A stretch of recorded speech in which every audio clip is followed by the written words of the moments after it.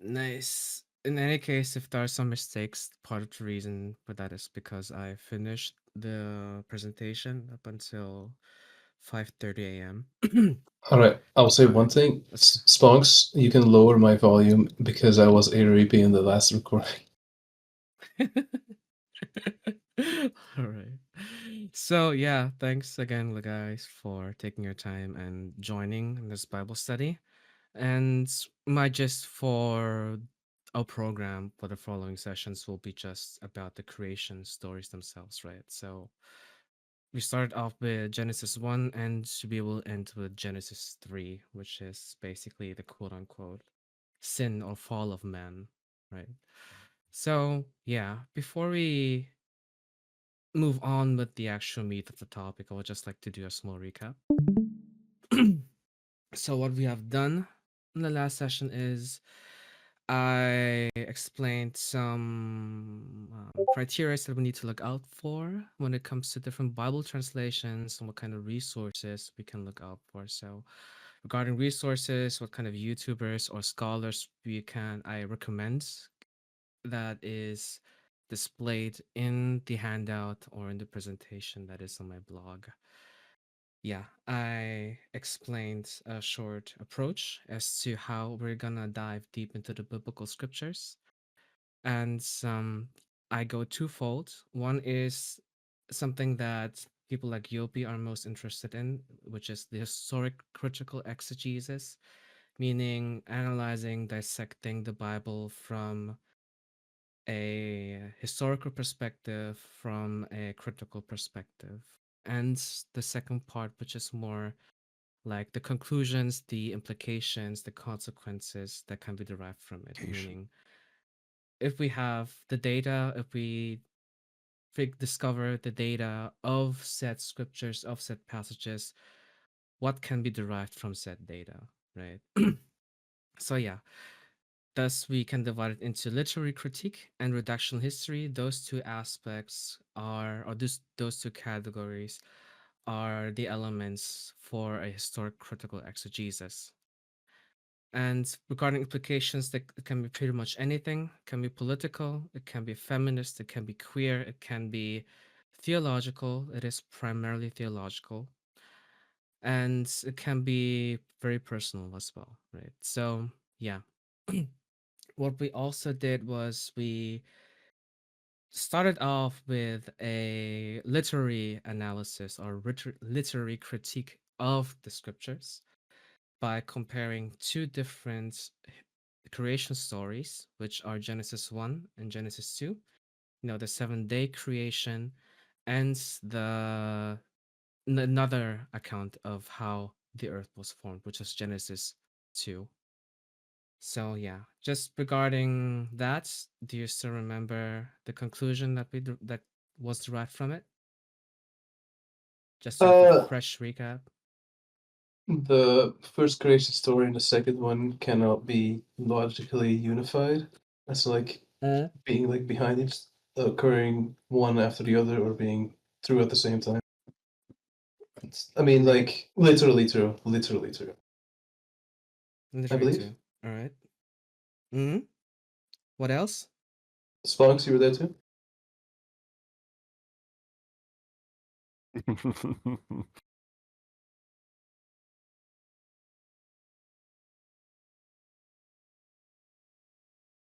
Mm, okay. So, what I derived as a conclusion from the last session was wait, where is it? Here. It's this one. So, the key difference is how the world has been formed. And it starts already off with the order itself, right? So, I underlined the fact that man, Adam, or just man as a literal translation, has been created as the culmination, as the climax of creation in Genesis 1. And the creation of man in the second chapter, Genesis 2, it started off in the very beginning. So that is the key difference. And the roles are also very different. Like in Genesis 2, Adam or the man is partaking in this creational process. One would be cultivating the garden, secondly, naming the animals. So, naming the animals is not just labeling them, but it's also a means of giving the world structure, like in a more general sense. So, placing man as the first thing that God creates is very pivotal in Genesis 2. Whereas Genesis 1, man is the climax of everything, which comes at the very end. And you cannot just switch them up. So, that is a clear contradiction that I underlined. And therefore, seeing it from a historical or from a scientific perspective means we need to deal with these contradictions in one way, right? And the conclusion is thus the following: the difference as to whether God created Adam first or last is less essential. Therefore, making a reconciliation between the two creation stories is pretty much impossible. Reading the creation stories from a literal view, from a scientific view, like most evangelicals do it, it includes enduring such contradiction. Okay, so does any of you have any questions regarding the last session or regarding the conclusion that I derived from it? I don't know. No? I, I don't have Not a question really. about the conclusion, but I have a question about like why God always says it was good. Every time Oh, he creates something, he always says, and it was good. Frenchie has And then at Yes. the very end, it says it was very good. And I'm wondering if there's like Yes. a specifics to that. Yes, this is a very good question. Keep that in mind because when it comes to the phrase and it was good, and especially on the sixth day, it was very good, it does play a very important role when it comes to understanding Genesis 1 as a whole corpus.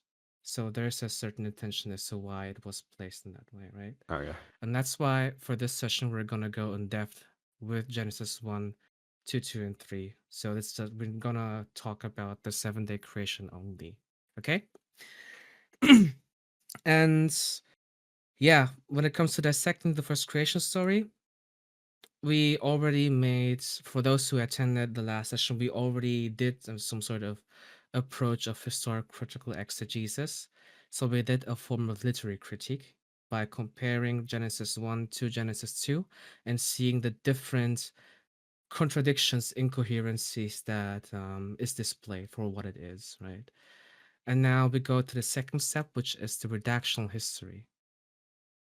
So before we go back to the text again, which is Genesis 1, it was just the entirety of Genesis 1, we need to have some sort of foreknowledge, which is how has the text been made and what is the process of creating biblical texts in general, right? Just to have a common understanding and properly approaching the scriptures. And so, yeah, when it comes to the five books of Moses, I don't know how to properly pronounce it in English. The Pentateuch, right?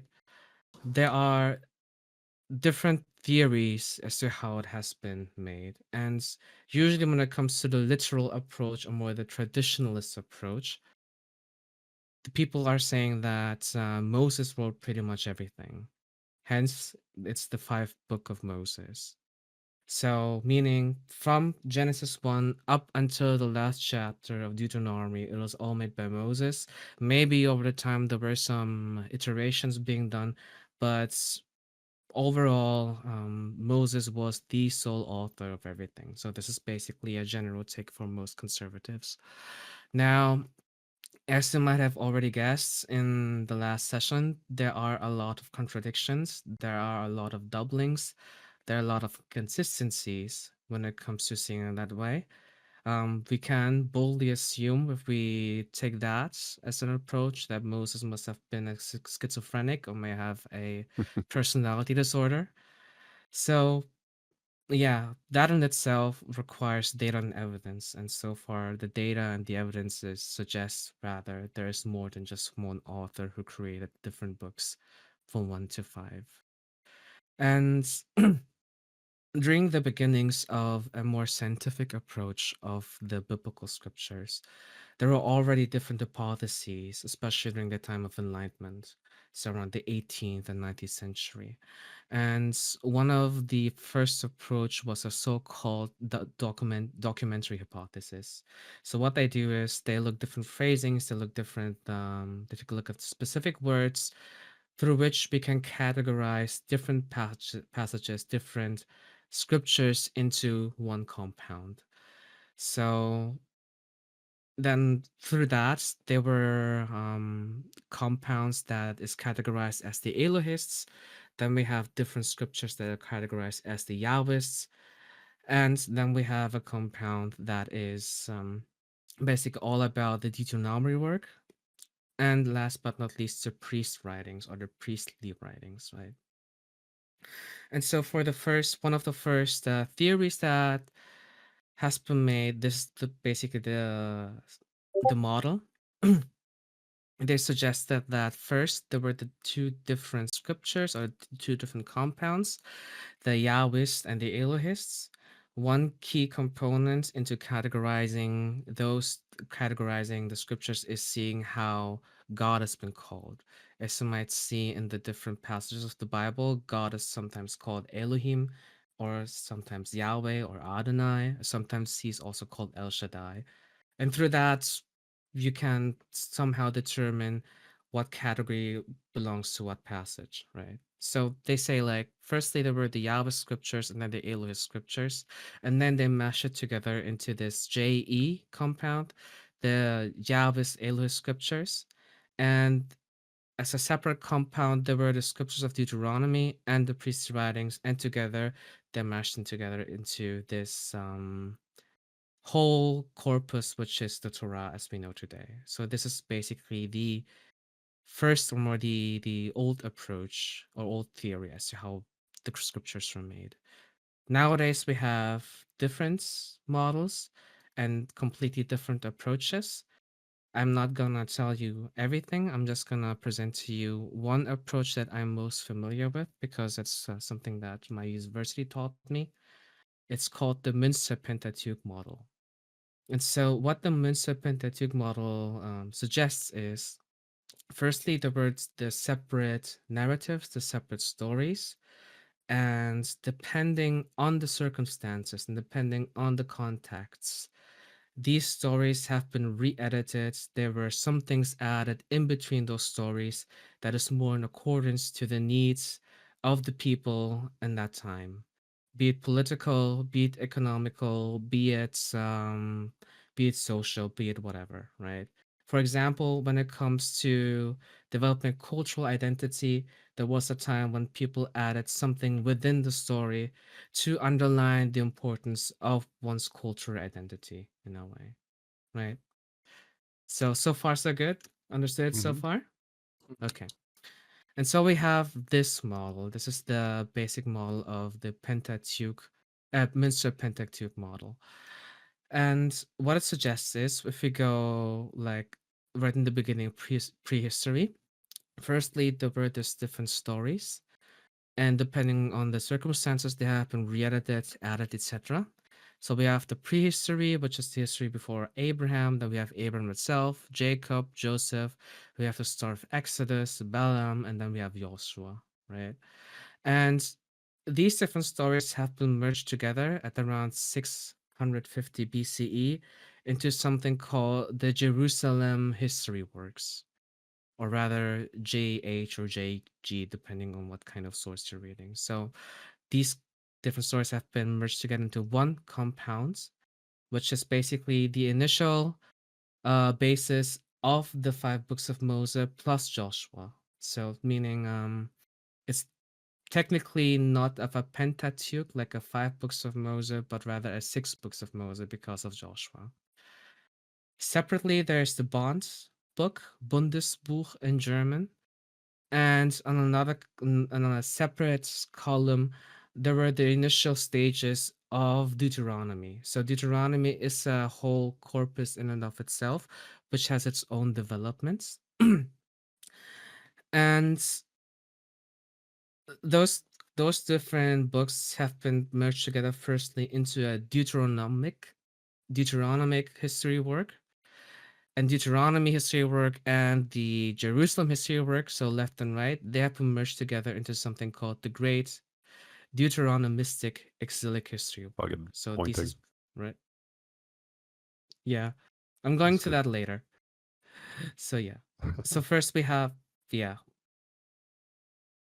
And after that, there was a separate compound of text that have been created much later, which is the priestly writings at around 520 BCE.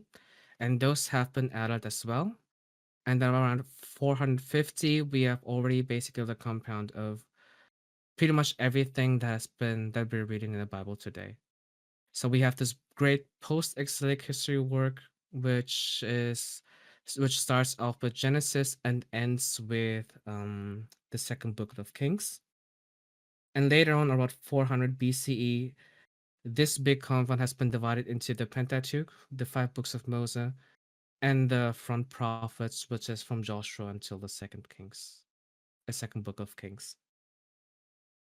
So this is basically now how the theory of how the five books of Moses might have been created, which is, in my opinion, more in alignment with the kind of scientific, critical approach that we are doing Mhm. today. I have a brief Are question. the yeah. So when it says at the bottom Pentateuch slash Torah, Mm. it was the quote unquote Hexateuch or the Pentateuch as we know it before it became the Torah.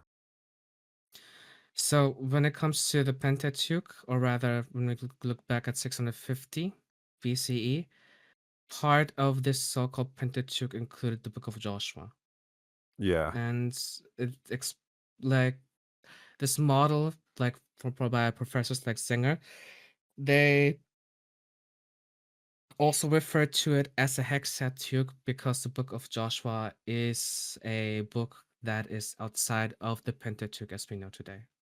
hmm but they called it a a Pentateuch before they called it a Torah, basically. I'd say that Pentateuch is like penta is just Just a another word for defining word. Okay. five books basically, and Torah is more of a religious term, but it's basically the kind of compound or like the book series that we know today. Okay. Yeah. Any more questions? Um, I'd like to ask. So this is a more scientific approach in trying to determine the, how the reconstructing the Bible, right? Essentially. Yeah, it's basically a theory to explain Mhm. how these different books or different passages might have been created. Yes. Like what is some of the, because it's such an old text, what is some of the like methodology used to determine like that's the way it's been constructed? Because I feel like it's really hard to like say with so much confidence, okay, this is the way it was, even theoretically, to fully structure it like this, you know. Mm, good question. There are different factors where it take place. I mean, of course, when it comes to the historical approach, historic critical approach is basically pretty much the same as how we approach any sort of historic text or myth Mhm. stories, right? So the method goes beyond the biblical stories, but basically, yeah. Um, Aside from the physical aspects, like when the Qumran or the Dead Sea Scrolls have been discovered, how old they are, this is one aspect. Another aspect is to look at the different motives, right? So, what kind of main motive does what book carry? And we see, especially like in Deuteronomy, that the book of Deuteronomy has a very strong focus on cult centralization, and so there are a lot of books or rather passages that play around that concept of cult centralization, where we solely focus on the Jewish cult as we know today. There's also the aspect of from its mere content, the theology. So what kind of theology is on the foreground of these sad scriptures?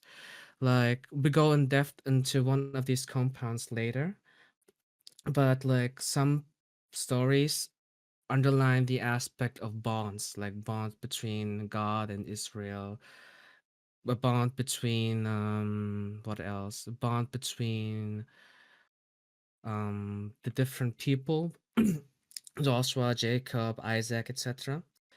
There are also different stylistic devices that seem to be quite common, like when there are a lot of repetitions, and those repetitions do share a very strong resemblance to other certain books. Then you can kind of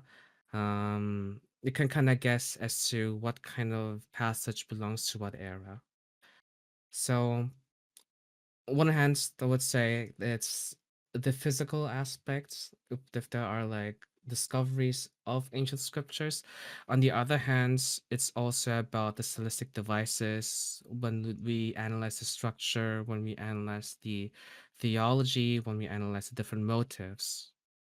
And we see that certain compounds, certain text corpus, they do have a really strong motive that is quite an identity marker, right? That functions as an identity marker. And we will go more in depth with the priestly writings, which is right here later in the next slides.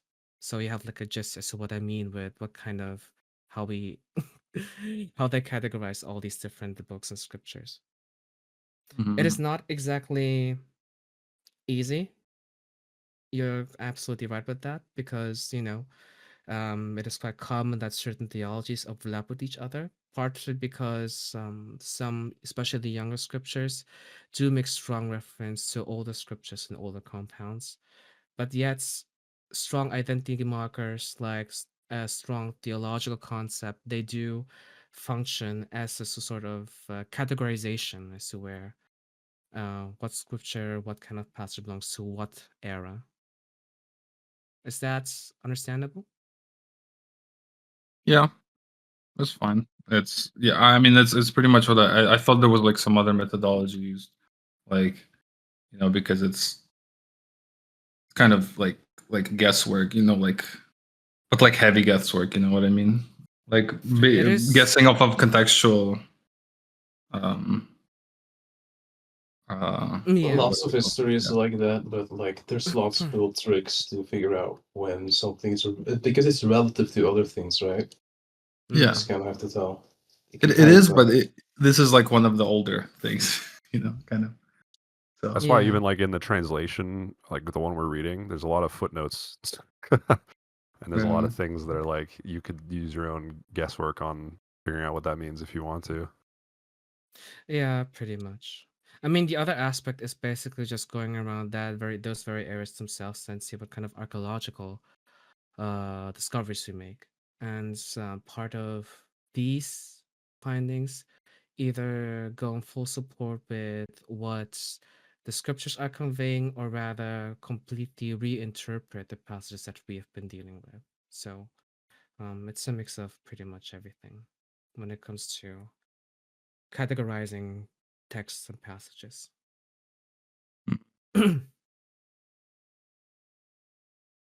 All right.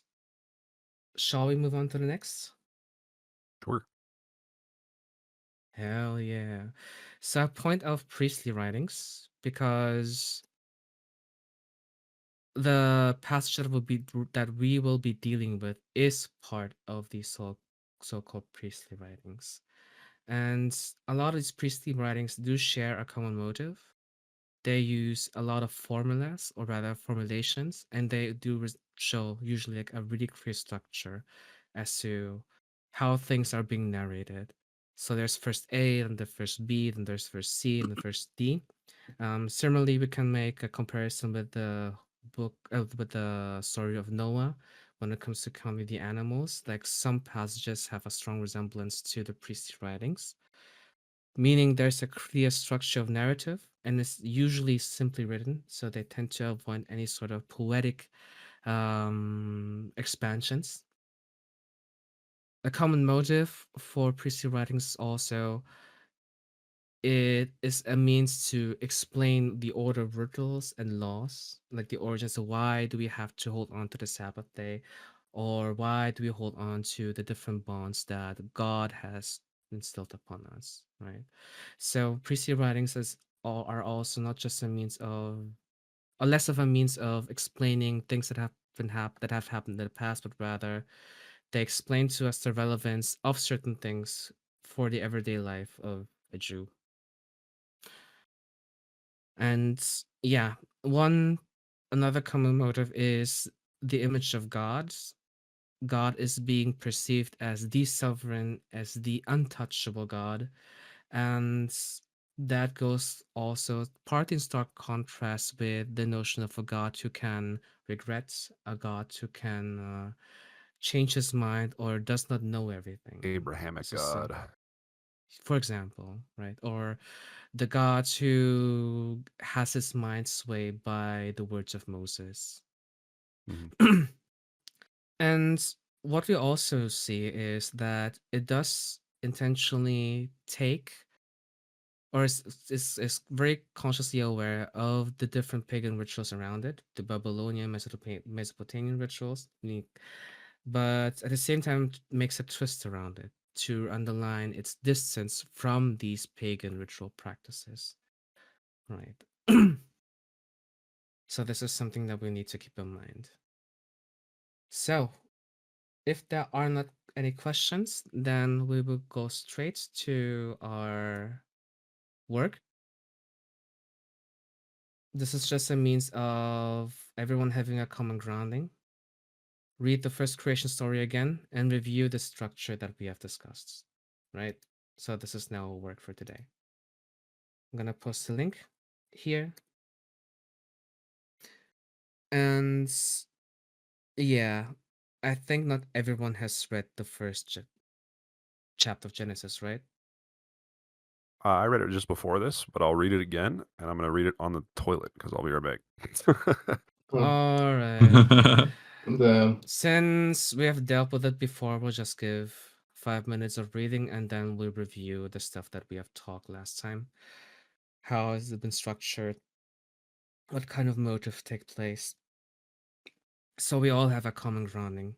Because in the next part, we will go quite in depth with each verse, or rather each passage. And the more we have worked on together, the much easier it will be to go into deep dive. So let's just say 45. Is that okay?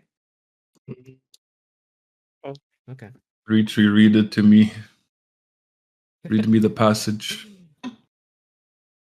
I need your dulcet tones, 3-3. you must become literate, chef, man. You must do No. it. Otherwise, I'm waiting for the book club for that. To be literate. Only you can save me. I got a pee too. I'll be back. Oh. I'm looking for a certain book. Be right back.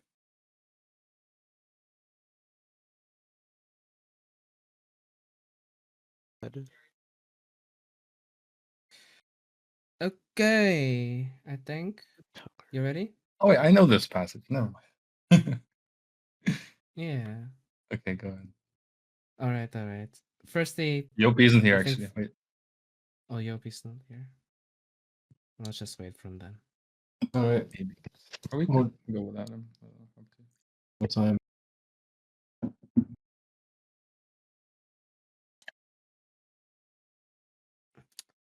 Eight.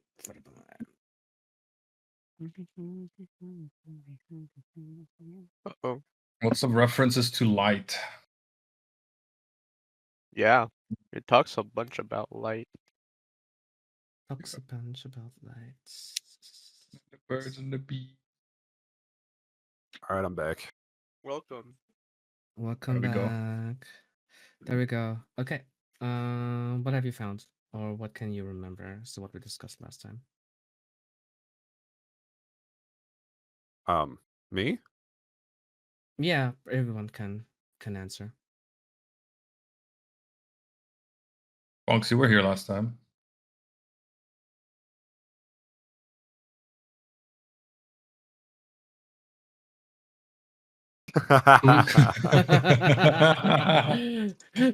Dude, my brain is shot, bro. I hit the betting like a 5-hour session.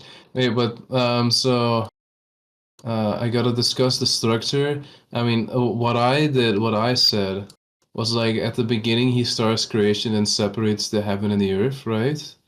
I think then he creates like the earth below the heaven, right? All the stuff. Then he creates the heaven and like the lights in the sky and the greater and the lesser lights.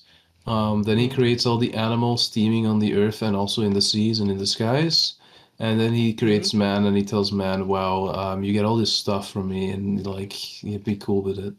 And then there's the next part, which is where he first, like within the Garden of Eden, he creates man to he breathes life into man and stuff, and he also assigns man tasks to cultivate and keep the Garden of Eden, while he also like God also like makes like stuff sprout and stuff from the Garden of Eden. Then eventually, he also creates the woman from man, and he also assigns another task to man, which is to not eat from the tree of like conscience, like knowing of good and evil, something like that. Yeah, That was Genesis 2. That was the that's second Genesis 2. creation Yeah, story. sorry, I'll continue the whole thing. Yeah, I was like, that's a on. bit beyond verse 3. I never mind. Yeah, it Sorry. was, but it's He alright. just Sorry. created It's alright. stuff, and that's it. That's Like, all that happened. and he saw that it was good, and then he rested. Yeah. It was God's root and he just chilled. Yeah, that's pretty much it. Okay, just wanted you to get a read again and go more or then review the things that got discussed, because for the next slides we will go much in depth with each passage of Genesis 1. So firstly, I'm gonna derive a certain structure from a scholar called Janowski, and this is how he divided it, right? So based on that, we'll just go through each section and see what sticks out and what is something that that raises questions, right? So I started off with verse 1 and 2, the beginning of divine intervention, the depiction of the pre-world. So he does not say that, he does not talk about the depiction of nothingness, but the depiction of the pre-world, which is important later on. And then on the second part, he goes with the creational works, so the days of creation. And we can divide it pretty much into two segments, which is environment first, light and darkness. Then he divides the sky from the earth, and there this divides the earth from the waters, and then we have the plants, and then we have the stars, right? So this is about the environment, and on the fifth and sixth day, he is more focused on the living beings, which are water and the sky creatures first, and then the earth creatures, the land creatures, and among them the humans. So this is how he divided it.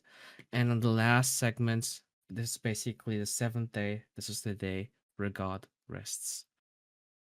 Now, the scholar also divided or just also noted down different times and space. So in the beginning, we have the segment where it's more about the creation. And when it comes to the space, he talks a lot about the divisions, like God divides a lot, right? When it comes to the fourth day, that's where it's more about, when it's more about the rhythmization of the world itself, right? Interesting. And so on and so forth. So this is more of a detailed approach in how as to how um, the whole passage can be structured. And yeah, that's pretty much it. Now we go on the first segment, which is verse 1 to 4, or rather 1 to 5. And would anyone like to read on it? Would anyone like to read the passages? I can read the passage, even Yeah, though I'm a that's little fine. sick. When God began to create the heavens and the earth was complete chaos, and darkness covered the face of the deep, while the wind from God swept over the face of the waters. Then God said, "Let there be light," and there was light. Should I read the second one as well? Yeah. Okay. And God saw that the light was good, and God separated the light from the darkness. God called the light day, and the darkness he called night. And there was evening and there was morning, the first day. Good. Now, to have a more in-depth understanding of this passage, especially when it comes to the first 3 verses, which I underlined, I would like to have someone read out another source, which is from an older mythology, the Numa Elish. All right. So, would you like to read it? Tree. Like, Yeah, man, this is a Fate reference. It's from Fate. My freaking what's it called? Apple like games account is named Enuma Elias. Damn. All right. Fucking role player. When the heavens above did not exist and earth beneath had not come into being, there was Apsu, the first in order, their begetter, and demiurge Tiamat, who gave birth to them all. They had mingled their waters together, before meadowland had coalesced and reedbed was to he found. When not one of the gods had been formed, or had come into being, when no destinies had been decreed, the gods were created within them. Dude, this is just like Final Nice. Fantasy. That was epic. Round Now- 1, fight. Round 1 fight. Now, when we compare Enuma Elish with the first 3 verses of Genesis 1, right? Do you see common motives? Or do you see something in common between Genesis 1 and Enuma Elish? The structure, Yeah. for sure. Like the way it's, The surface of yeah. the surface of the waters, like there's the waters. Yes. That's the thing. I think there was like in Mesopotamia it was like a motive of like the skies, the heavens, and then the waters below, and then stuff being formed within the waters. And stuff being formed from the waters. Yes, Good. from the waters. Yeah, from the waters, like rather than being. Good. Rising from it. Yes, that's good. Yeah, else? it rises from the water. I need to look at this again. Okay. We'll I'm more into it familiar with the deeper. Genesis, you know. Mm. But yeah, you're right. That is a very common motive. Anyone else? I can also go to Enuma Elish again. I mean, despite the god being called Apsu, it's, he still is the first in order. The first in order. Mm-hmm. The begetter, I guess. Not the first in the order, The because there's begetter. multiple gods in Elish, right? Mm-hmm. Hmm. But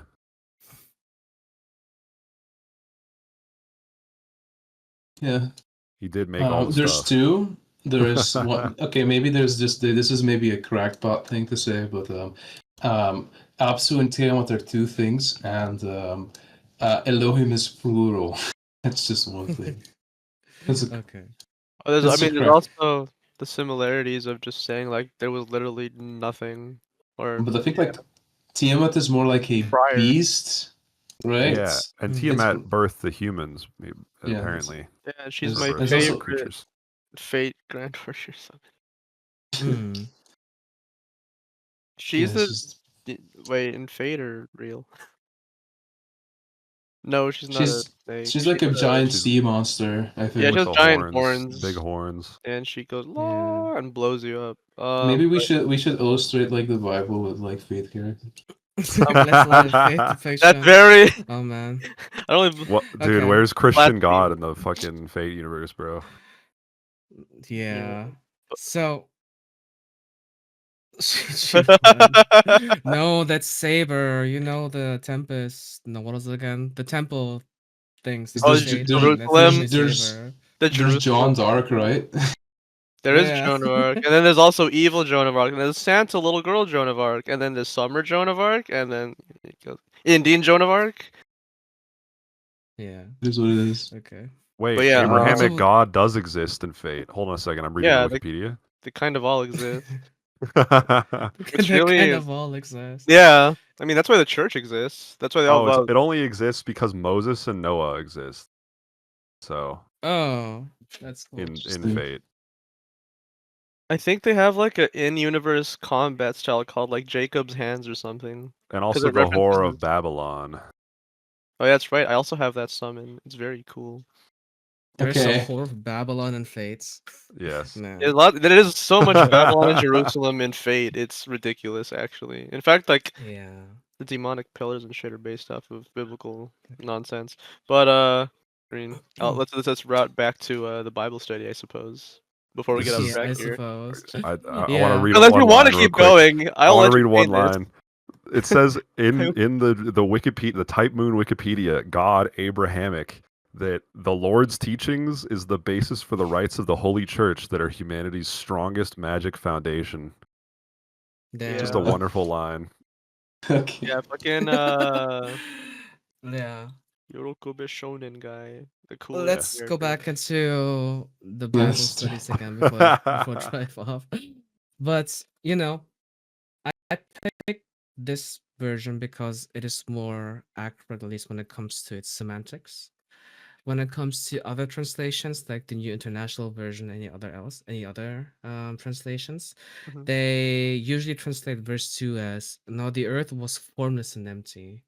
Right? In Yeah, this they usually do that. New Revised Standard Edition, they actually translate this chaos. Now, what does that mean? One of the things that has been mentioned is like the gods emerging for the waters, which is in the right direction. What I also do would like to underline are the verses 6 to 8. Before Meadowland had coalesced and reed bed was to be found, when not one of the gods had been formed, or had come into being, when no destinies had been decreed, which is quite of a reference, or rather, which is quite similar to the first 3 verses, or rather the second verse. The earth was complete chaos, or the earth was formless and empty. Darkness was over the surface of the deep, and while a wind from God swept over the face of the waters. So there's a strong resemblance between Enuma Elish and the verse 2. One of the reasons is that's one common motif in the ancient Oriental mythological writings. It talks a lot about this pre-world, this tohu wabohu, as literally translated. So that's basically how Yanovsky has divided or has analyzed the first 3 verses. So, firstly, there's the beginning of divine creation, like God is starting. And before he starts, in the second verse, the authors have described the world as it was before, which was utter chaos, so tohu wabohu. And from this tohu wabohu, there was one thing that is being created, which is light, Oh. right? So this is the first instance against chaos. Now, when it comes to understanding the very first verses, verse 1 and 2, a lot of people are arguing it in a way that God has created something out of nothing, right? I think you're familiar with the motive creatio ex nihilo, like creation out of nothingness. And a lot of people referring to the Big Bang Theory, like first was nothing, but then God created light, and that's how things came to be. But the first verses of Genesis are not depicting the world that way. And to understand that, we first need to understand Tohu Wabohu. So Tohu Wabohu is derived into 2 different words. Tohu, which is wasteland, formlessness, nothingness, and desert, and Bohu, which is emptiness. So combining these 2 together, wasteland and emptiness, it equals to basically the primordial chaos, which is a common motif in the ancient Oriental writings and mythologies. And now, when it comes to the way that the first 2 verses are being translated, the chronological order is usually being misunderstood. So, what is more likely to be understood is not in a sense that first God created the heavens and the earth, and the earth was a chaos. This is a common understanding, but what is more in alignment with its overall context and the way that the Genesis 1 has been created. It is more to be understood in the sense that first there was chaos, and out of this chaos, God created something. So Janowski and other scholars are translating it thus in this way. during the time in which God created the heavens and the earth was tohu wabohu, or the earth was utter chaos. So it is more likely to be read in the sense that the tohu wabohu must have existed before God created anything. And therefore, the Bible, the first two verses, are not depicting a creation out of nothingness, but rather a creation against this nothingness, against this chaos. So we have an instance of a chaos battle going on, which is depicted in the very beginning of Genesis, right? So the act of creation is likely done by something that is already given, and what has already been given is the primordial chaotic world. So far, so good. Yeah. Mhm. This actually explains a lot because I was wondering how he would have created out of nothing, you know. So this makes sense. Yeah. So we see this common mode of a Towabu not only in the ancient Oriental scriptures. Some resemblance is also seen even in the Hellenistic scriptures when it comes to the creation of the gods and the titans. Like first it was chaos, and then there was Uranos and Gaia, and from Gaia and Uranos we have the titans, and so on and so forth. So the notion or the motive of chaos as the primordial state of the world is something that has existed for quite some time.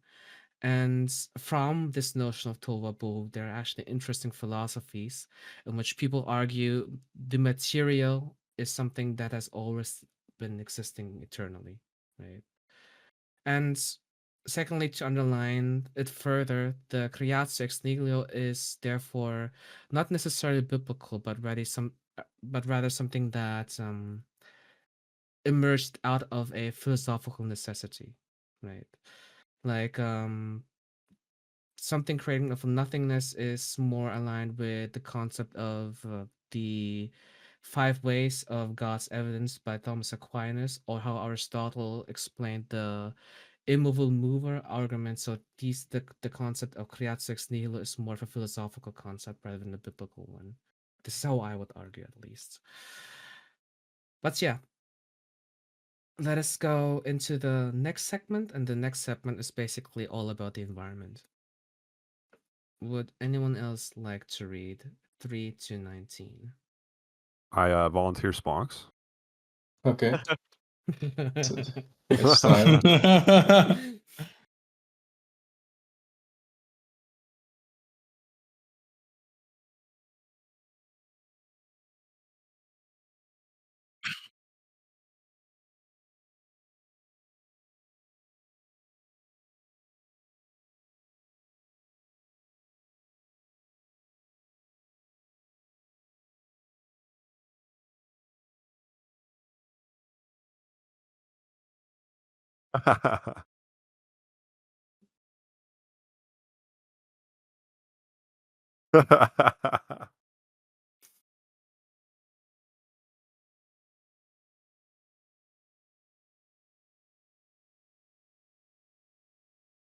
Yeah. Yes. Yeah. Or otherwise, you can also pass it over to someone else if you'd like. But Homo, man. All right. He's playing Limbus, ladies and gentlemen. Yeah, he. Yes. He is. He surely God, is. I drank too much whiskey. Okay, we're at 9. Yeah, we're at 9. We're at 9. That's not a very holy drink. And God, it's holy. It's got alcohol in it. It's holy. And You would God need to be said, the "Let the wine." waters under the sky be gathered together into one place, and let the land dry. Let the dry land appear." And it was so. God called the dry land earth, and the waters that were gathered together He called the seas. And God saw that, and it was good. Then God said, "Let the earth put on forth vegetation, plants yielding seed and fruit, and trees of every kind on earth that bear fruit with the seed in it." And it was so. The earth brought forth vegetation, plants yielding seed of every kind, and trees of every kind bearing fruit with the seed in it. And God saw that, and it was good. And there was evening, and there was morning, the third day. Now, Omo, take it away. The final part.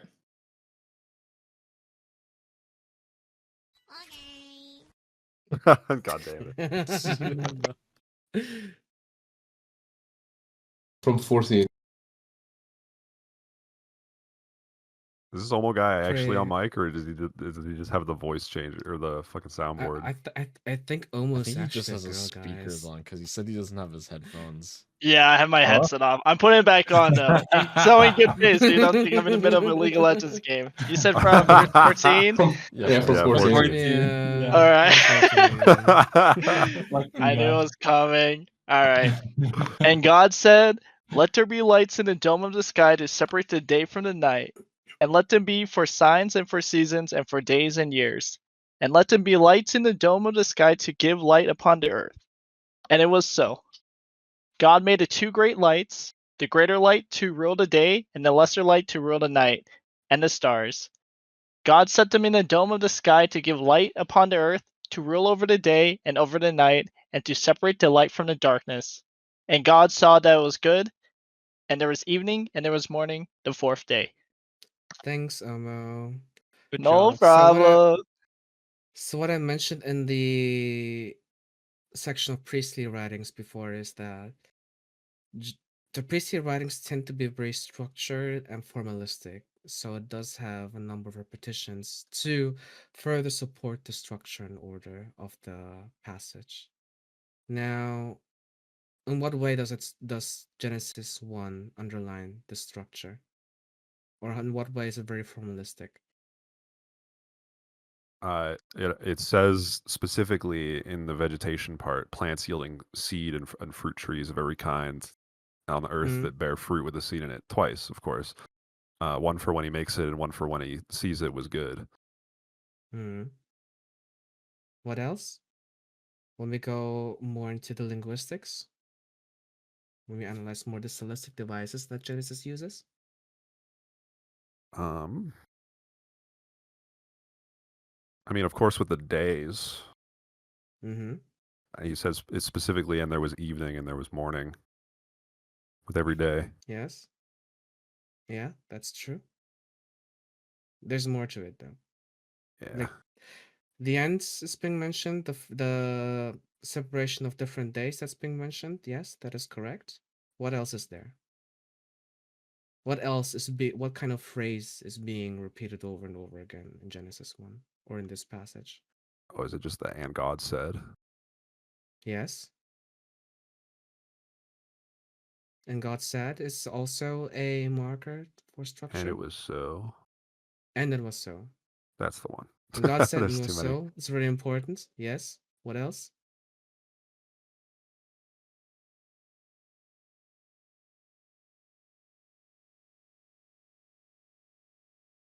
I'd like to mention one thing, something that you mentioned, Yopi, but you mentioned it as a question. Oh, and it was good. And was good. I figured. Okay. I didn't want to bring it up again because I already said it before. So this is also the phrasing of "let there be." Is it like intentional, like he's allowing it as opposed to creating it? Like, is there a intention behind that phrasing or no? There's intention behind the phrasing, but it's very strongly connected with the phrasings "and God said and it was so." So let there be is something that is connected with God said. So God's speech is a creational act, and it is directly tied to the action or the occurrence itself. So whatever he says, it's actually happening. So yes, this is how I underline it.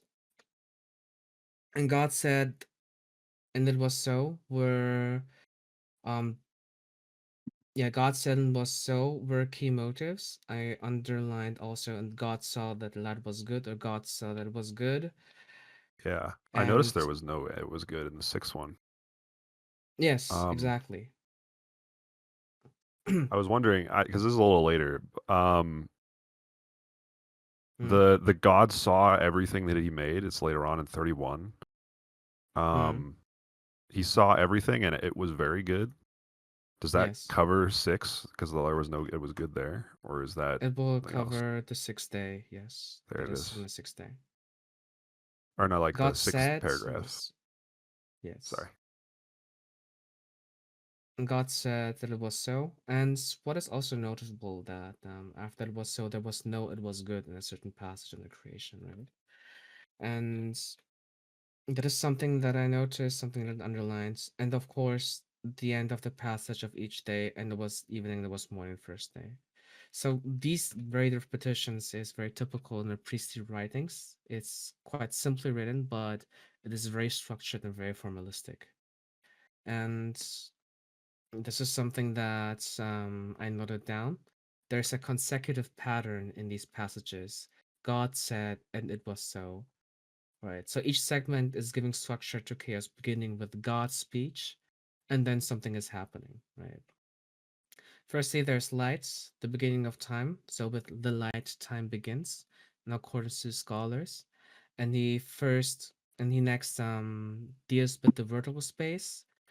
So he's forming cosmos that promotes life through order. And then we have the land and the sea and the plants. So he does a lot of separation. So when it comes to the creation of the worlds as we know it in accordance to Genesis, one key aspect is not just creating something out of the material, but it's also a lot about separating, segregating, rhythmatizing the environment to make it fit for life. That is a key motive when it comes to understanding Genesis. So it's a lot about harmonization, about giving order to things. And in the end, we have firmament, right? You might already notice that there are a lot of contradictions from a naturalistic perspective. Like, how can there be a night and day, but at the same time, later on the fourth there is something there is the night sky. So, or on on the aspect on the day where the firmament is being built, only there we have the actual night sky and the day sky. So how can there be days, right? And the intention of this story is less about explaining the naturalistic process of things, but it's more about the theological relevance of order as something that promotes life. So this is something that we need to keep in mind when it comes to reading Genesis 1 in its whole. So yeah, what else? God said it was good. God saw that it was good is something that is underlining a clear distance from ancient Oriental writings. Because when it comes to the creation of the gods, the creation of all the different things, it usually is the creation of things in the mythological writings such as Enuma Elish, or even later on the Hellenistic writings, they're depicting the creation of everything as some sort of warlike state. Like there's a battle between the gods going on, Mhm. and stating that the light was good, stating that the sea was good, the division was good, holds underlines a clear distance from this violent approach as to how the world has been created, and it replaces it with a world that has been created through harmony, right? Is that clear so far? Yeah, that makes sense. Yeah. Yeah. Okay. So God said it was so is a common consecutive pattern that we see in each day. First he says something, then it was so.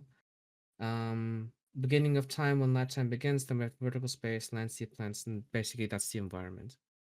Now we go to the next segment, which is more referring to the living beings.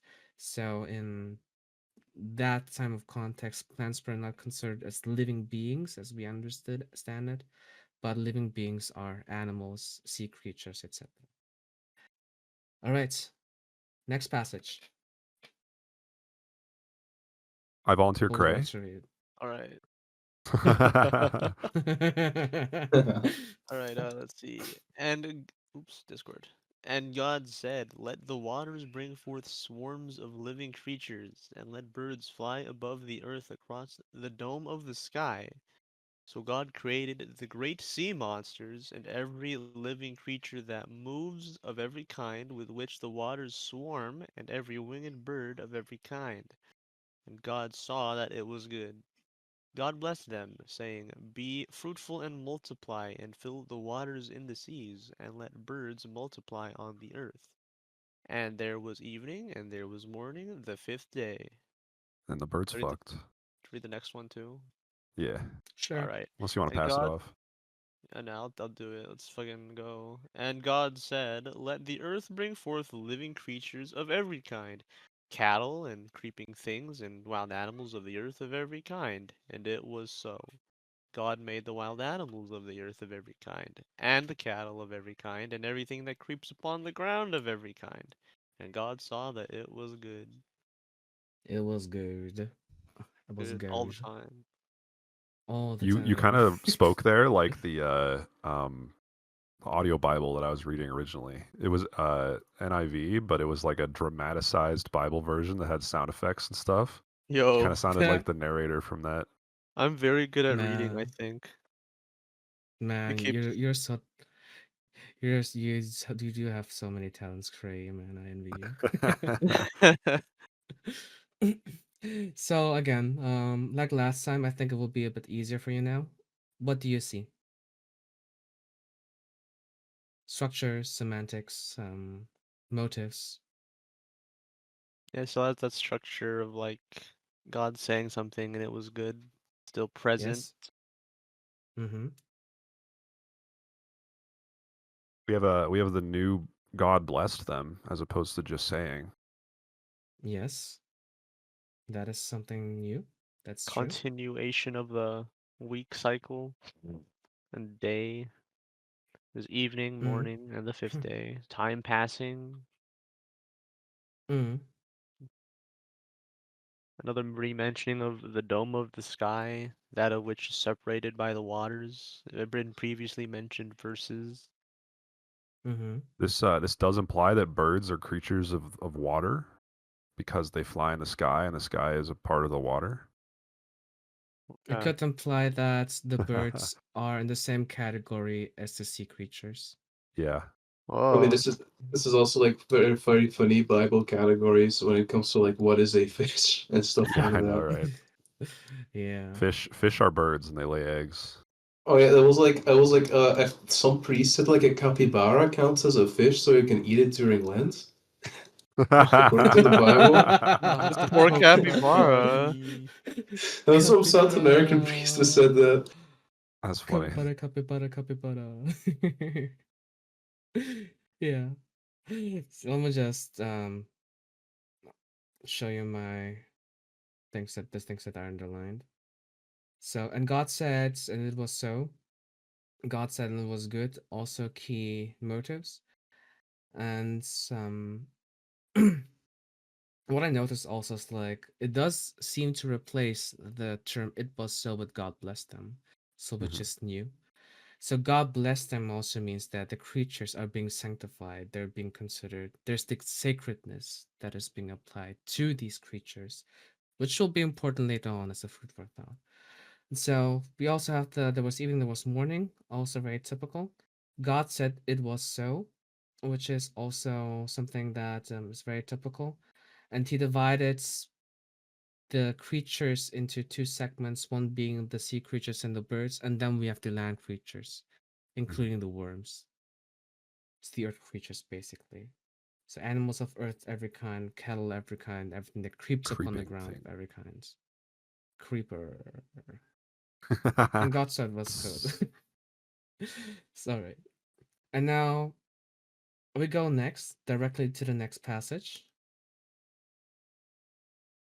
This is where I underlined a lot more things. Yeah, I got a lot here.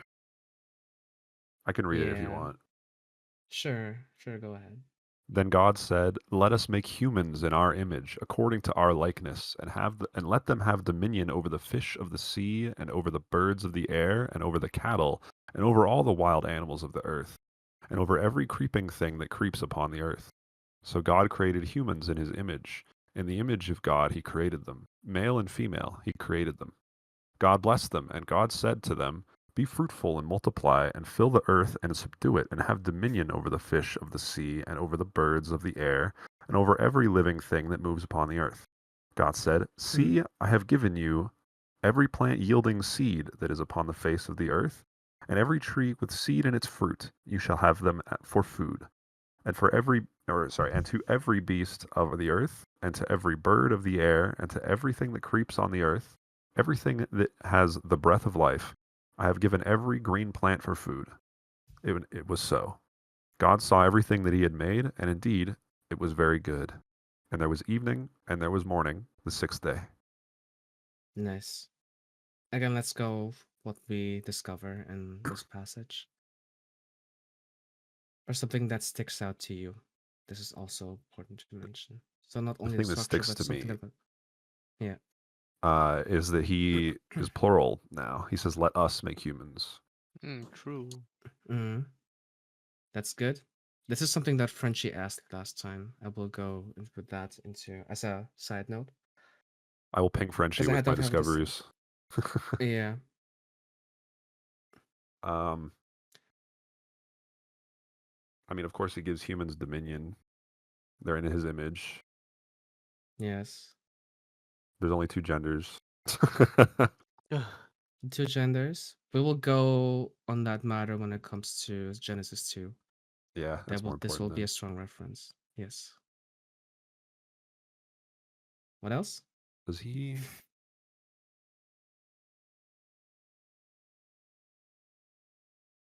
Mm.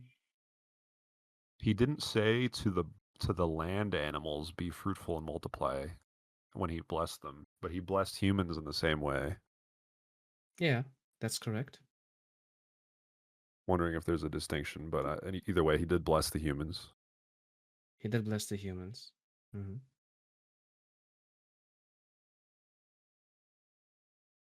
Anything else? I mean, there's the repetition. He said literally every line before about what he made. He gave humans that, and he repeated every single line. Mm. Okay. Though there is the new, I've given every green plant for food, Yes. Exactly. and breath of life as well. Mm-hmm. Yeah, bread fluff, given green plant for food, and also, and it was so good. I'm Yeah, just gonna very go to good. my notes. It was very good. Exactly. So this is these are the things that I highlighted. Then God said it was so, and it was very good.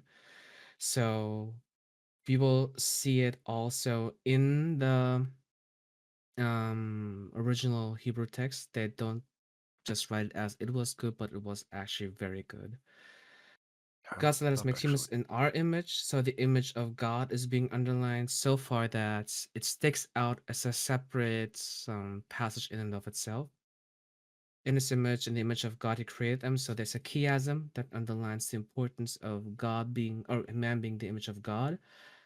God blessed them. Another thing of some of sanctification. So in the similar way, where animals were being sanctified, as we see here, we see it here that humans are also be sanctified, and they're also being ascribed the notion that they shall be fruitful and multiply and fill the earth, but also to subdue it and have dominion. So this is something that we need Oh, to that's part of the underline, right? blessing. That's part of the blessing. And yeah, see, I've given you every plant yielding seed that is upon the face of the earth, and every beast near the earth, and so far and so good. And now, being at the last thing, being the highlight, the climax of everything, he underlines it as very good.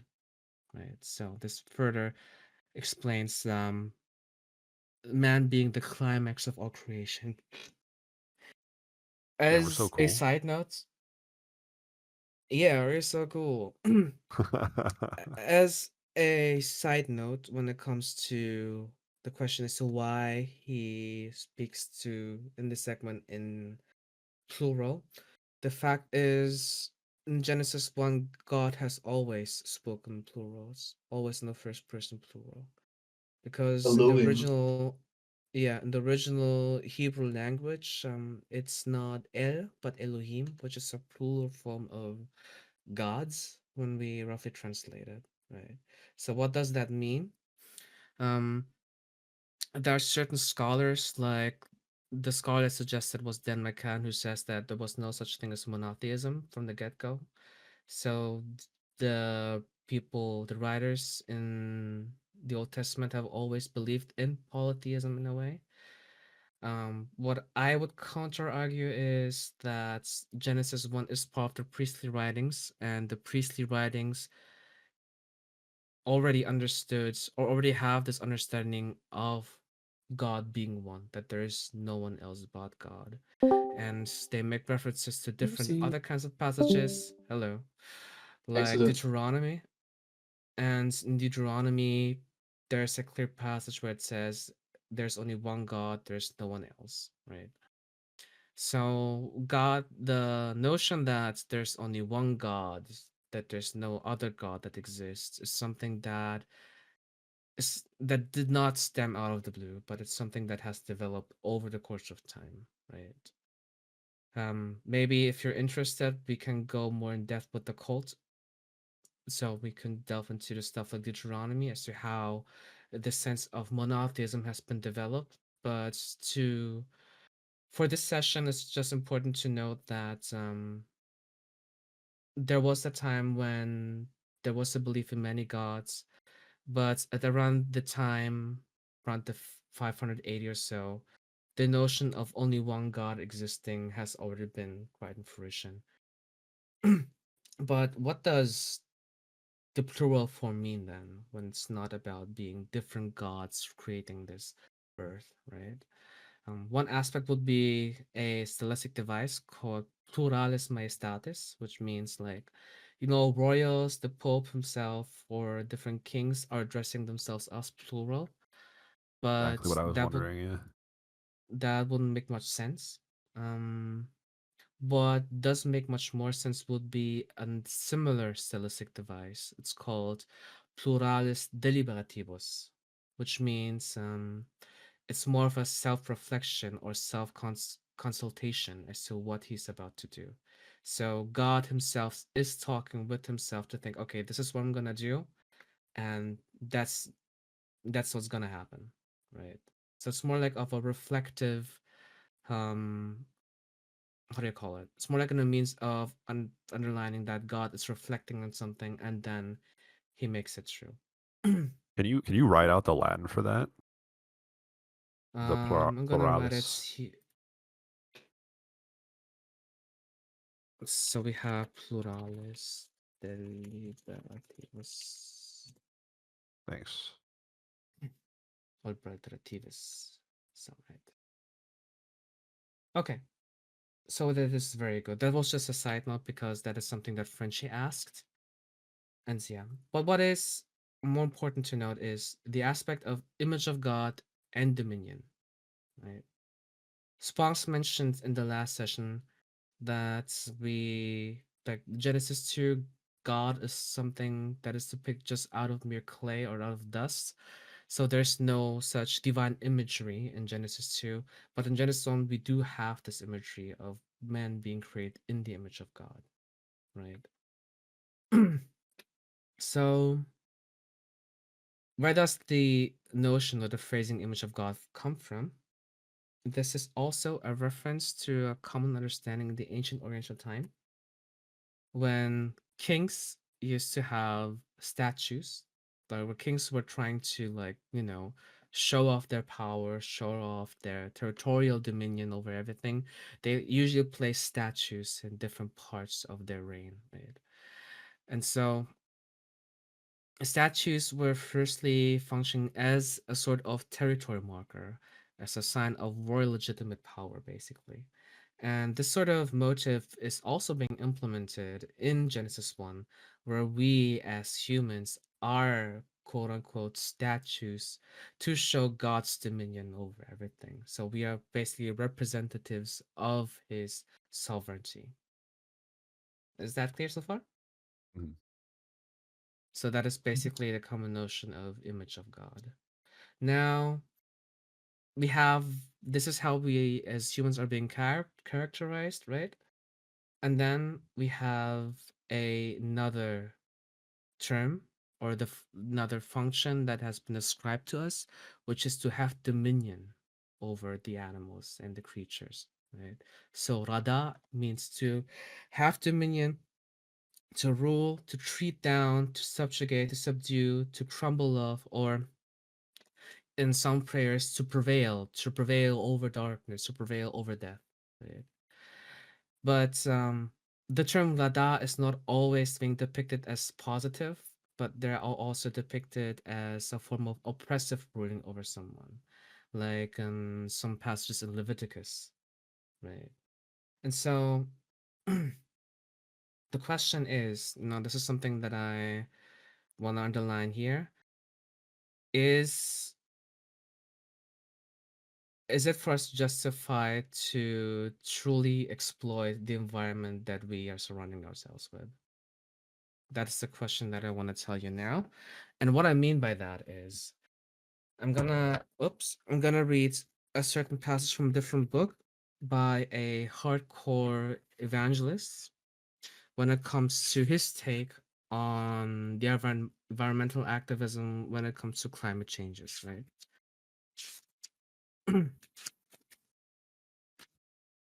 So what he does is this evangelist has pretty much criticized everything that is happening in the world, partly being like LGBT movements is being depicted as a sin, the fact that there's a new world order, etc., etc.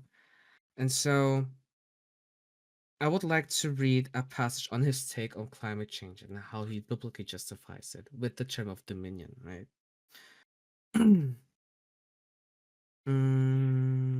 Yeah. Da-da-da-da-da. There we go. He says, God told them to have dominion over the fish of the sea, the birds of the air, and the living things that move on the earth. So something that we've read before, right?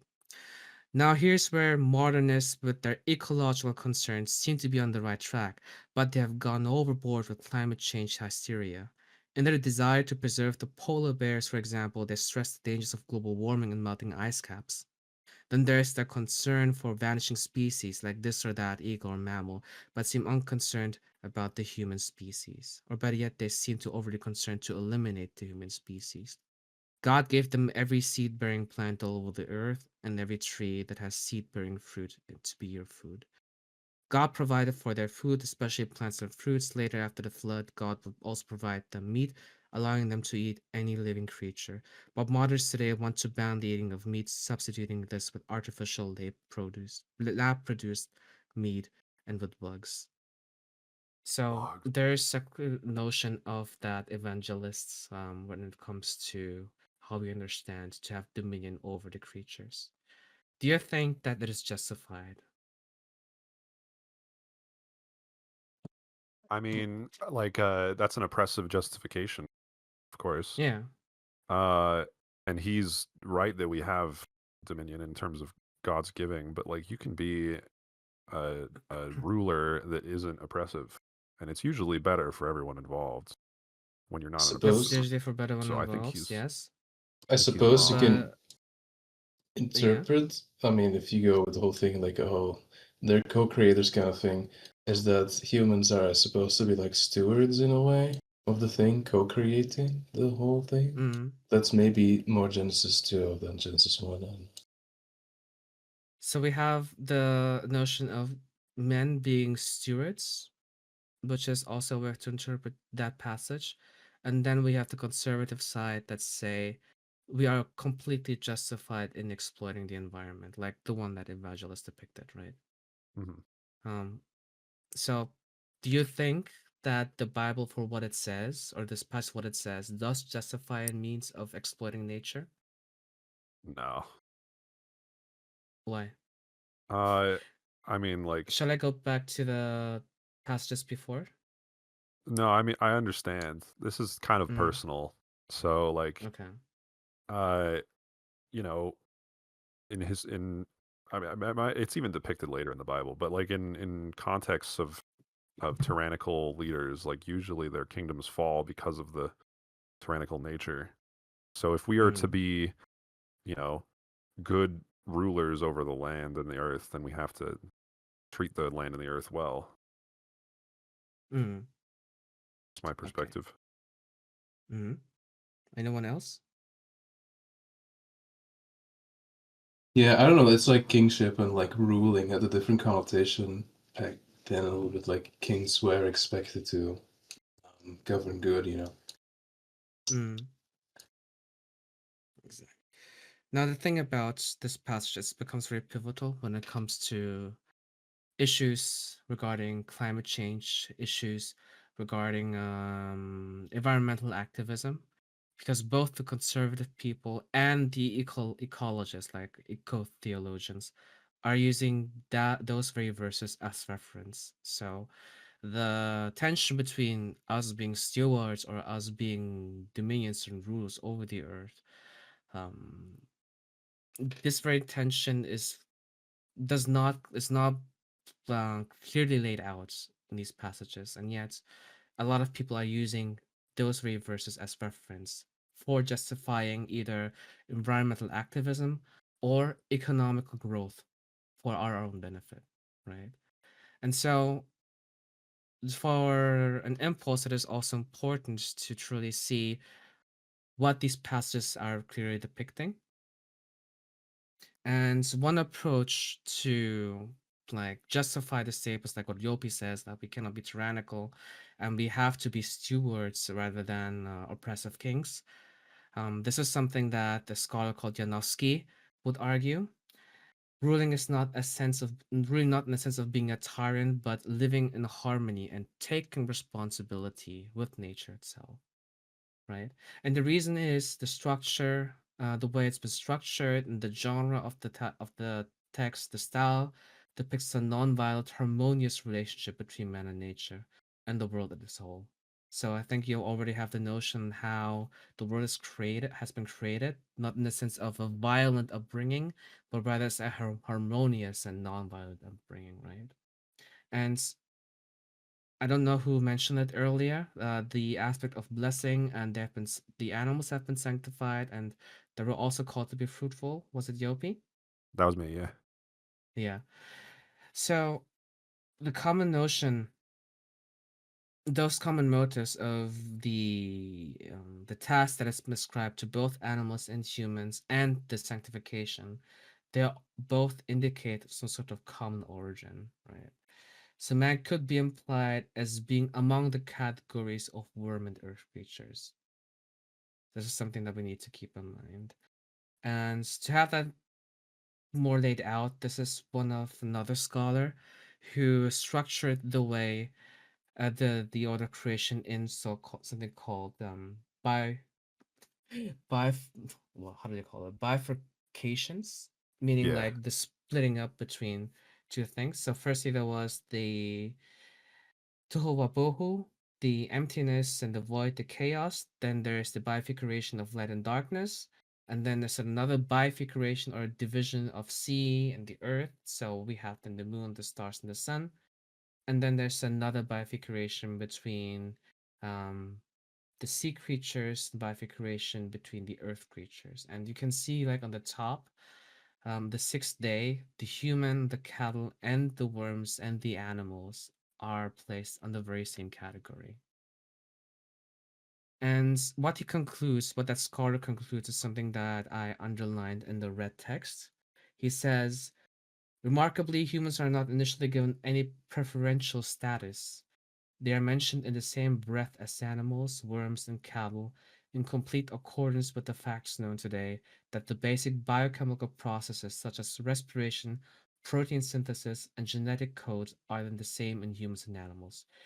Creatureliness connects all living beings. And this is also further supported with the fact that both animals and humans are blessed. Both animals and humans are given um, the task to multiply, to be fruitful. So the common origin is being further underlined, right? So it's less of a, yeah. It can be argued that the aspect of dominion is not that it seems to be understood that we need to oppress them, because that would contradict the overall structure and the motive of Genesis 1. But dominion more in the sense of taking responsibility over your own kind, and the dominion that we have as humans is limited to the all creation itself. Does it make sense? Yes. Yes, Yes. sir. So this is I'm back. one way to Welcome argue back, Cray. why we cannot see why we cannot justify any sort of environmental exploitation. On the other hand, we still talk about dominion here, right? So we still Mhm. like the term, what was it again? The term Rada. rada. The term rada still can be translated as a form of subduing, right? That's one thing. On the other hand, the notion of the image of God is something that is only ascribed to humans. So the royalhood is something that is only applied to humans. And therefore, um, when it comes to debating about environmentalism and how the Bible depicts it, we always need to issue the question as to whether there is an implied equity between humans and animals, whether there is a sort of co-responsibility or sort of coexistence in which we are actually considered as equals, or are we even justified to be a bit more above the animals and creation itself, right? So this is the kind of tension that we're dealing with when it comes to the aspect of image of God and creation. I talked a lot, so is that so far understood? Or is there anything not clear? It's fine so far. You've been like, you've What? been like bashing 5 hours. I don't know what you did, but you seem to be tired. It's been. We're about to hit the 1.5 hour mark. What's your Yeah. headache, Tree?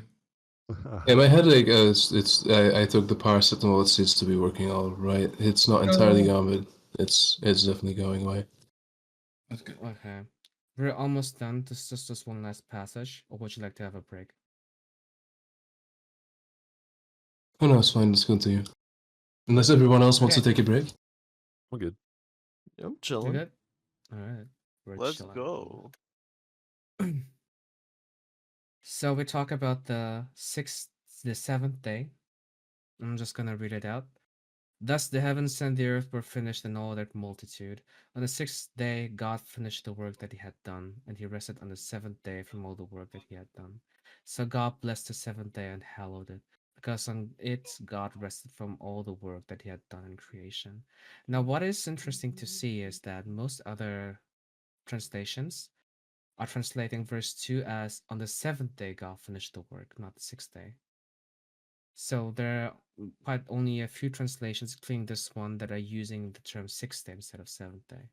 So what does that mean? Does the study Bible actually purposely mistranslate it and it's just a stupid Bible than anywhere else?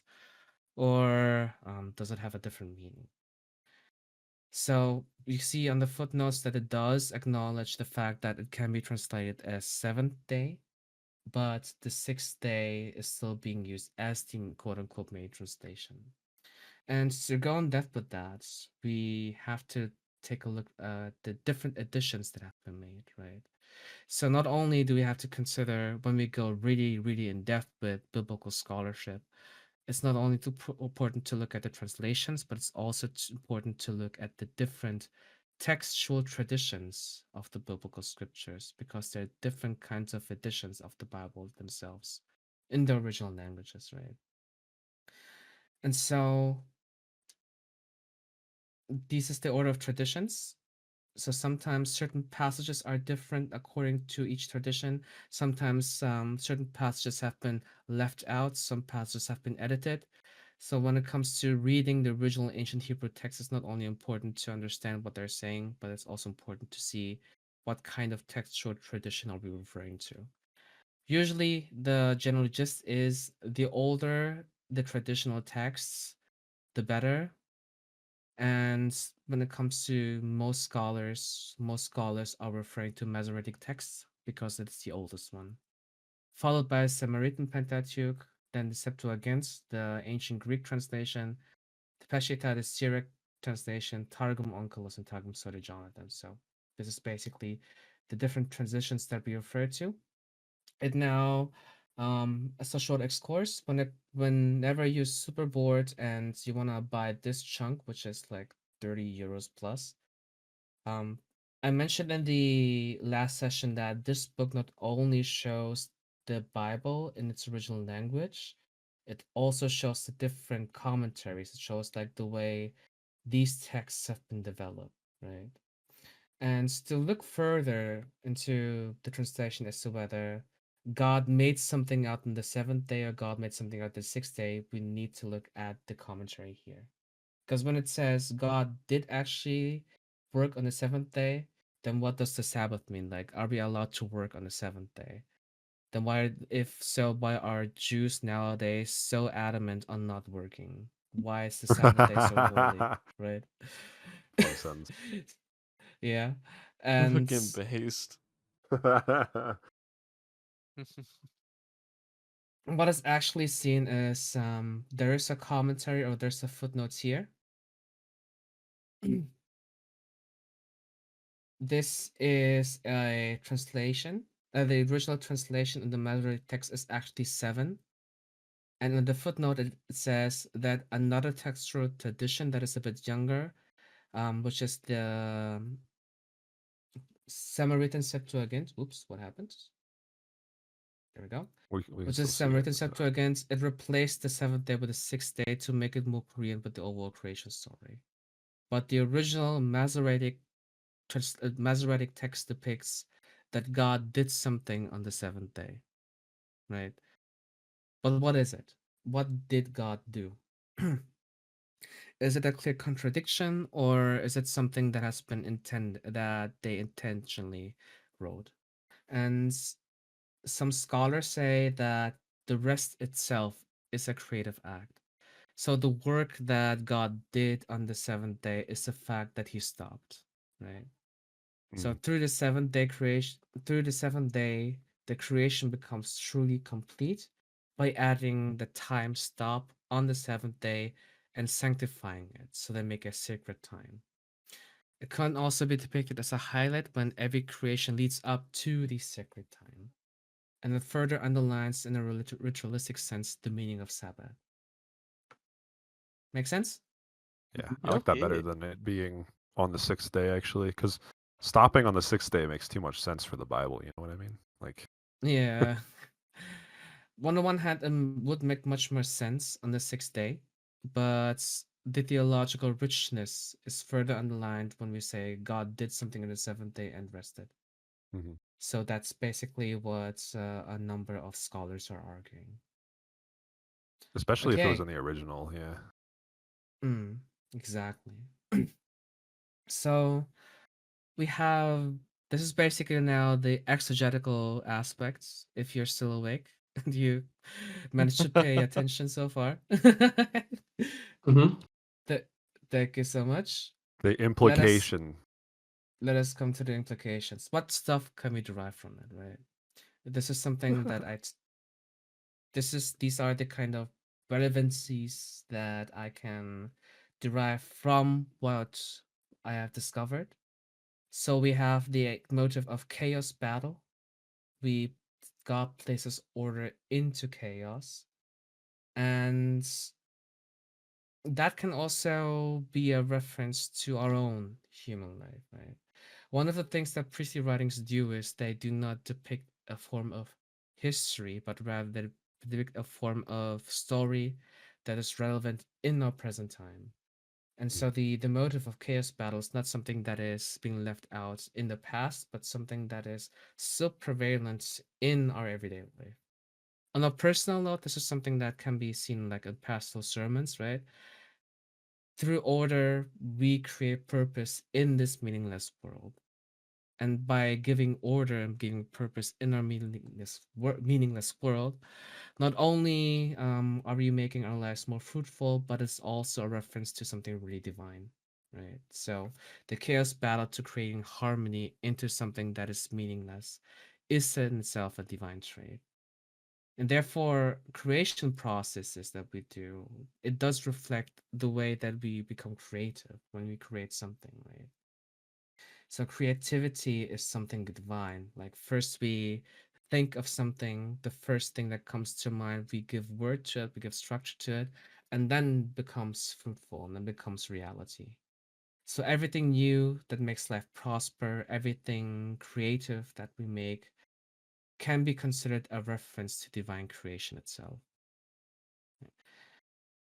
And there's something that I didn't fill out for some reason. Oh wait, that's because the picture is blocking it. But lastly, there's still tension going on between man being sovereign versus man being part of the animals, part of the cattle, etc.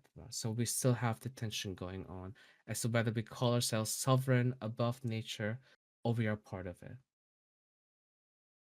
Gets? Yeah. The implication. Conclusion. Genesis 1 raises the common ancient Oriental understanding of creation stories into question. It is less to be seen as a historical piece to describe the past, but a story that describes the present. Aside from the ritualistic elements of Genesis 1 issues as part of the priestly writing corpus, this creation story also encompasses the matters of order and chaos, purpose amidst meaninglessness, and raise the question of human responsibility of the world.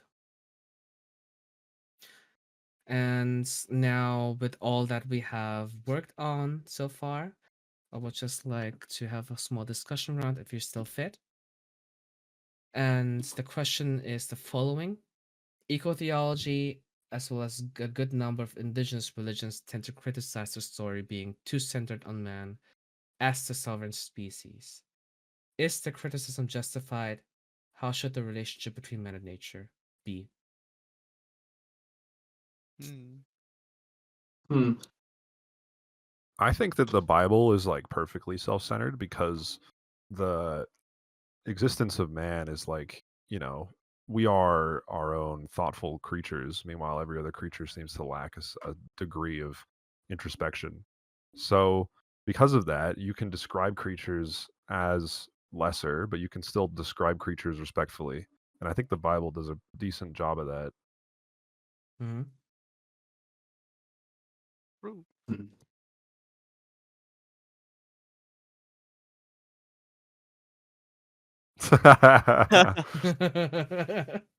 Yeah, unlike man who's got that dog in him. You never know. Anyone could be a dog on the internet. You can definitely tell, I know it though, can be a like, dog, but do you have the dog in you? Do not check what dog is like spelled backwards. holy. Oh, holy. Ah. Nah, I was gonna say that like a lot of indigenous religion has like the God be within all animals and stuff like that, and I feel like that you can see it because they like treat every animal as sacred, and usually that is like a little too far for me because like the animals are gonna try and kill your ass, man. They're gonna get you. What about Um, the fact that God sanctified the animals and they I were think given the that same responsibility of being fruitful as humans? I think the fact that he sanctified the animals is like um the major point as if why you shouldn't just like kill everything. Like, hmm. Mhm. you know how in the American colonialism part where the locals were just killing buffalo in wild, like off of trains and just murdering every animal, causing the Native Americans to lose their land and lose their source of food. That I think like disagrees with the animals being blessed because if you're just killing an animal and not using any of its meat or any of its parts for your own good, then you're not following the blessing. Like you're not eating the animal as was described in the Bible. So therefore it's not following the Bible. What I think is I don't think there's any animal within the animal kingdom that can be like described as governing it. They're all like fill like a niche, but humans, even like ones that were like Native Americans and Aboriginal tribes in like Australia, have always been like reshaping the ecology to as they willed by like burning like grasses and stuff to like dictate where animals would move and all those things. So humans have had, and probably even before agriculture, always had a sort of relationship of governing the lands wherever they came to, which is like an interesting angle. I don't know. It's I different can give how a Yeah, we till the I can land give a even side in note on that ancient notion history. because there's a notion in, or rather a sort of metaphysics in places like Southeast Asia, where everything is spirits, and therefore pretty much everything from animals to stones to plants can be ascribed a certain personhood. So when you step on something, or when you eat an animal, you might just happen to eat another person, which is in a sense a form of murder. And in order to avoid that murder, they depersonify them through ritualistic means, and that not only applies to animals and plants, but it applies to human beings as well. I just also meant with that also like even those religions, other religions, and I don't think there's any exception to this, those indigenous religions, those people were governing the land as well. They just Yeah. were. Mhm. I think They- that's the reason I that they mean- do the spiritual thing is a form of punishment. And this is just like a guess. Like if you were evil in your life, you'll be turned into a rock, that kind of thing. They do Go ahead, Chapman. they do govern the land, but I feel like it's like in Christianity, right? It's the it comes back to the question of stewardship versus controlling and governing and dominion, right? But in a lot of these indigenous religions, it's a lot less. It's kind of like humans are a part of like this web of life or whatever. yeah, but the Like, thing is, even those religions that claim that, the people, The every single people- one of them, were still doing it. They were still Yeah, they're burning doing grasses and it. stuff. But they're going counter to it's a more kind of black and white, like, oh, you should be a part of it, and then you can justify it via other means. But in religious means, it's seen as stewardship more concretely than in Christianity, I feel.